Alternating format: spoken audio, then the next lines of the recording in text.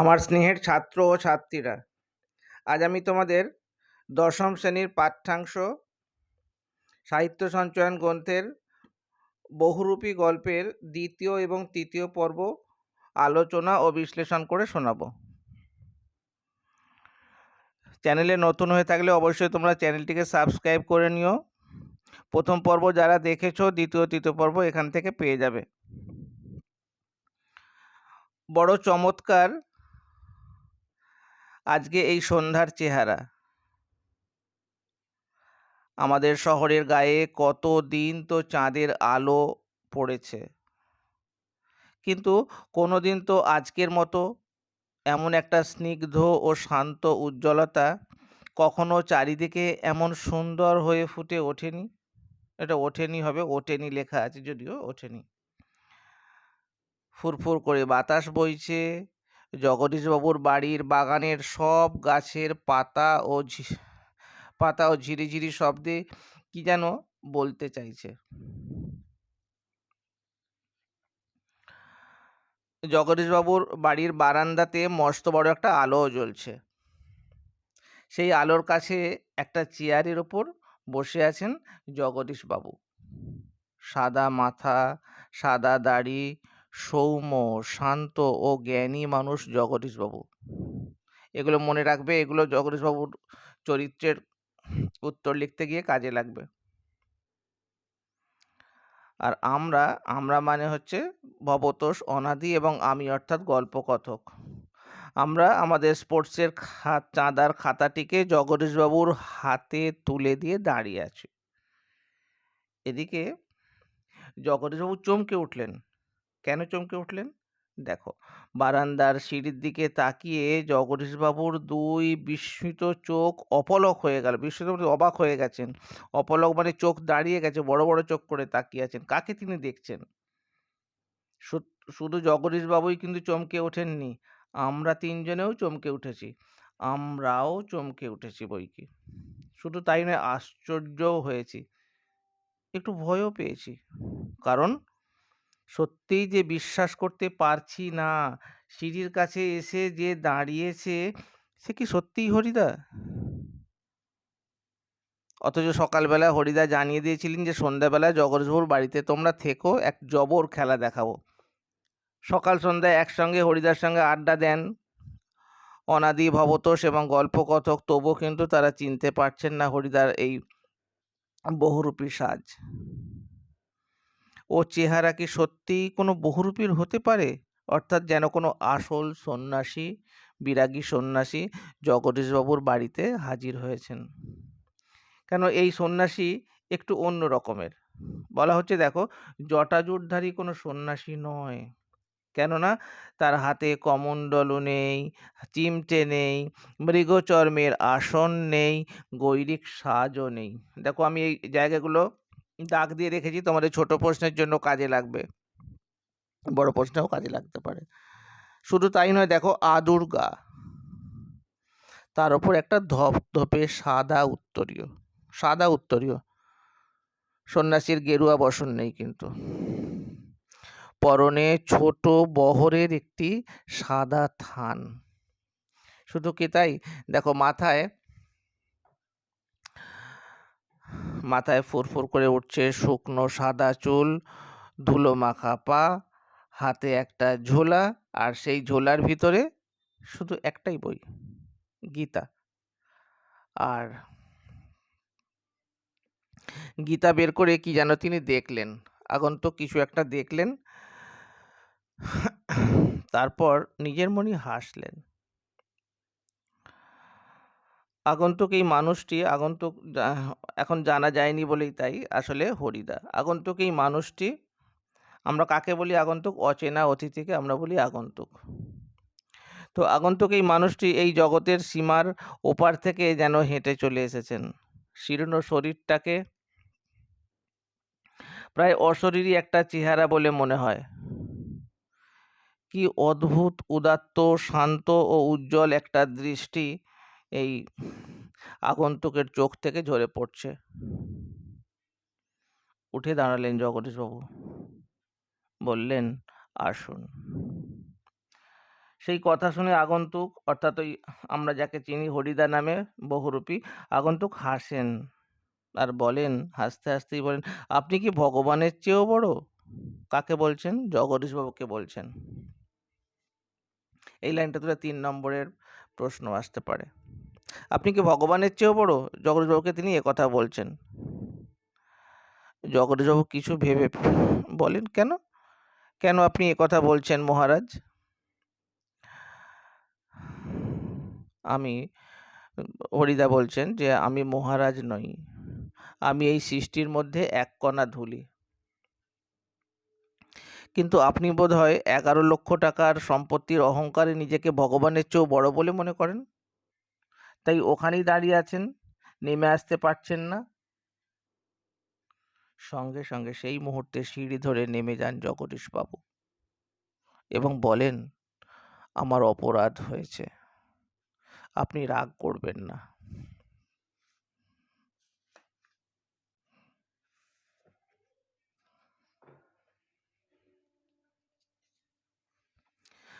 সেই কথা শুনে আগন্তুক আবারও হাসেন। জগদীশবাবুর কথা শুনে আগন্তুক মানে হরিদা হাসেন আর বলেন, আমি বিরাগী, রাগ নামে কোনো রিপু আমার নেই। হ্যাঁ, ছিল একদিন, সেটা পূর্বজন্মের কথা। পূর্বজন্মে আমি যখন মানুষ ছিলাম তখন আমার রাগ, ক্ষোভ, অভিমান সব ছিল, কিন্তু এখন আমার নেই। তো জগদীশবাবু বলেন, বলুন এখন আপনাকে আমি কিভাবে সেবা করব একটু যদি বলেন। বিরাগী সঙ্গে সঙ্গে বলেন, ঠান্ডা জল চাই, একটু ঠান্ডা জল, আর কিছু না। ঠান্ডা জল খেয়ে নিয়ে হাঁপ ছাড়েন বিরাগী। এদিকে ভবতোষ আমার কানের কাছে, আমার মানে গল্পকথকের কানের কাছে ফিসফিস করে বলে, না না, হরিদা নয়, হতেই পারে না, অসম্ভব, হরিদার গলার স্বর এরকমের নয়। বিরাগী বলতে থাকেন হরিদাকে, পরম সুখ কাকে বলে জানেন? সব সুখের বন্ধন থেকে মুক্ত হয়ে যাওয়া, তাকেই বলা হয় পরম সুখ। যেমন সাধু সন্ন্যাসীর জীবন তেমনটাই। তো ভবতোষের কানের কাছে মুখ এগিয়ে দিয়ে অনাদি বলে, শুনেছ তো, এসব ভাষা কি হরিদার মুখের ভাষা হতে পারে? অর্থাৎ হরিদার কাছে রোজ সকাল সন্ধ্যা আড্ডা দেন, এরকম কথা তো তিনি কখনোই শোনেননি। এসব হরিদার মুখের ভাষা হতে পারে না, অর্থাৎ উনি হরিদা নন। জগদীশবাবু ততক্ষণে সিঁড়ির ওপর বসে পড়েছেন। ওপর থেকে নামতে নামতে নিচের কাছে গিয়েছে, সিঁড়িতে বসে পড়েছেন। বোধহয় বিরাগীর পা স্পর্শ করার জন্য তার হাত দুটো যেন ছটপট করছে প্রণাম করার জন্য। তো জগদীশবাবু বলেন, আমার এখানে কয়েকটি দিন থাকুন বিরাগীজি, আপনার কাছে এটা আমার প্রাণের অনুরোধ।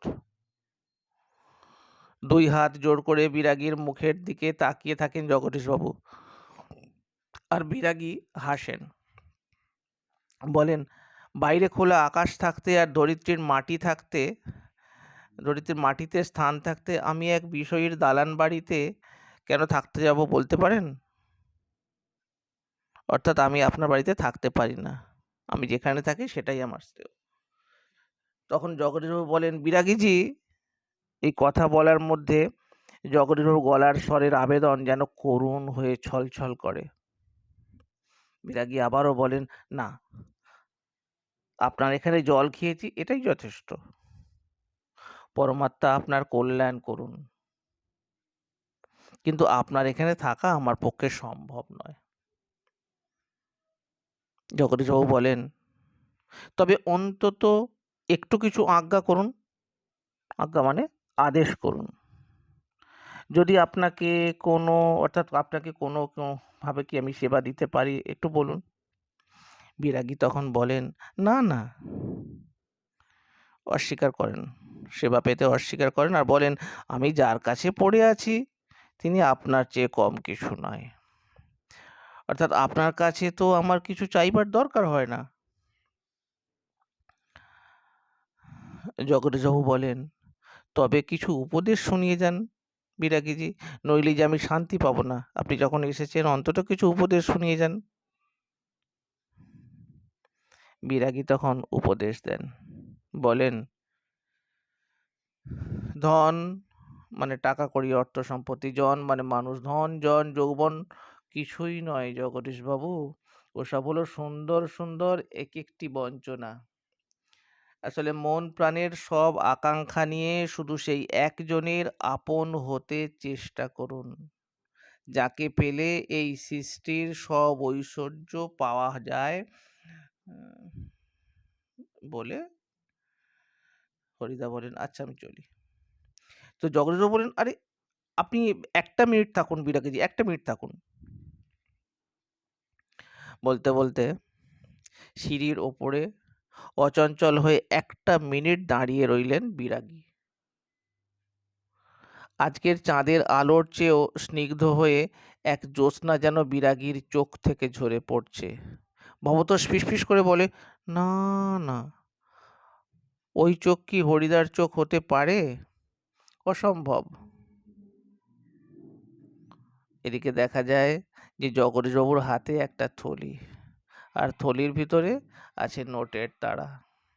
বিরাগীর পায়ের কাছে থলিটিকে রেখে দিয়ে ব্যাকুল স্বরে প্রার্থনা করেন জগদীশবাবু, এই প্রণামী, এই সামান্য 101 টাকা গ্রহণ করে আমাকে শান্তি দান করুন বিরাগীজি। আপনার তীর্থ ভ্রমণের জন্য এই টাকা আমি দিলাম।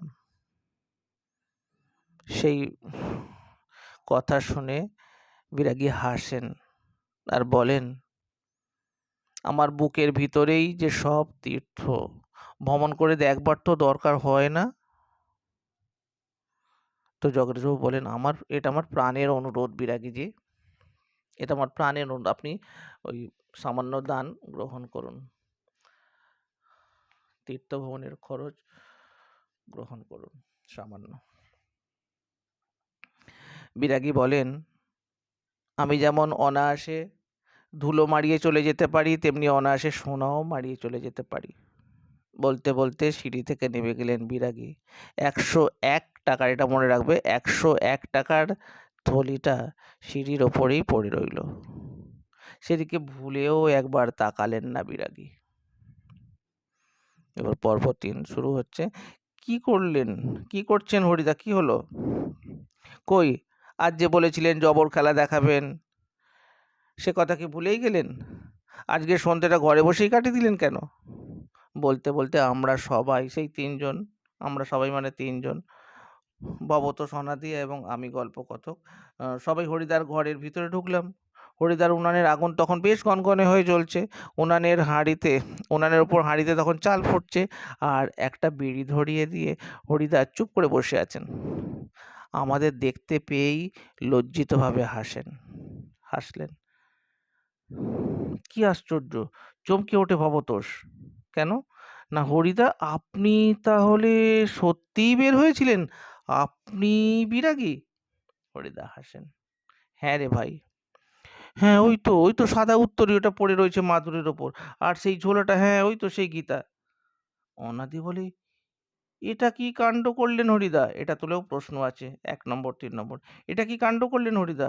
জগদীশবাবু তো আপনাকে 500 টাকা সাধলেন, যদিও 500 টাকা নয়, 101 টাকা, জানো তোমরা তো, অথচ আপনি একেবারে খাঁটি সন্ন্যাসীর মতো সব তুচ্ছ করে সরে পড়লেন। হরিদা তখন বলেন, কি আর করব বল, ইচ্ছেই তো হলো না। শত হোক সন্ন্যাসী তো, টাকা পয়সার প্রতি লোভ দেখানোটা ঠিক না, সেটাই বলতে চাইছেন। বলুন কেন, কি হয়েছে? হরিদা তখন বলছে, শত হোক, একজন বিরাগী সন্ন্যাসী হয়ে টাকা ফাঁকা স্পর্শ কি করে করি বল?